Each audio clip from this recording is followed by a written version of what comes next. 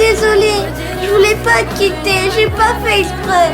Et il y a quelques jours, la mère de Kenny conduisait leur nouvelle voiture, emmenant son fils à la maison. Soudain, la voiture est tombée en panne et s'est arrêtée au milieu des rails. Avec le sifflement perçant du train et les cris désespérés de la mère, le train a englouti la petite voiture, emportant la vie de Kenny. Et tout cela à cause de l'homme, Pink, qui leur avait vendu une voiture défectueuse en prétendant qu'elle était en bon état. Papa, faut pas te mettre en colère.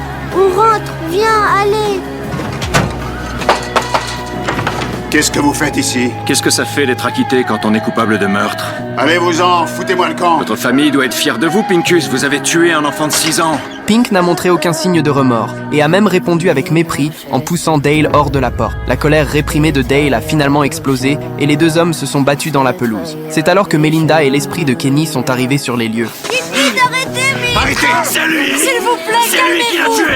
Il a tué mon fils! Melinda a tout fait pour calmer les émotions de Dale, mais la haine l'a poussé à sortir une arme qu'il a pointée droit sur Pink. Il voulait venger son fils à sa manière. Juste au moment où Dale allait appuyer sur la gâchette et finir cette histoire avec haine, Melinda s'est précipitée devant lui et l'a empêché en criant. Elle lui a dit que Kenny le regardait et qu'il ne voulait pas que les mains de son père soient pleines de sang. Ces mots ont frappé le cœur de Dale comme un éclair. L'homme a alors craqué, jetant son arme et se mettant à pleurer bruyamment. La haine s'est dissipée et Dale a enfin retrouvé son calme. Profitant de ce moment, Melinda a arrangé une dernière rencontre entre la mère de Kenny et l'esprit de son fils. Il était fâché contre moi, c'est ça.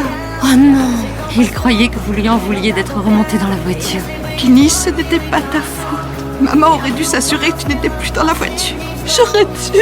Elle était plongée dans une mer de culpabilité et de regret. Mais l'esprit de Kenny lui a doucement dit qu'il ne lui en avait jamais voulu et qu'il s'inquiétait juste qu'elle soit en colère parce qu'il était retourné dans la voiture. Il lui a dit qu'il l'aimait pour toujours, sans rancune dans son cœur.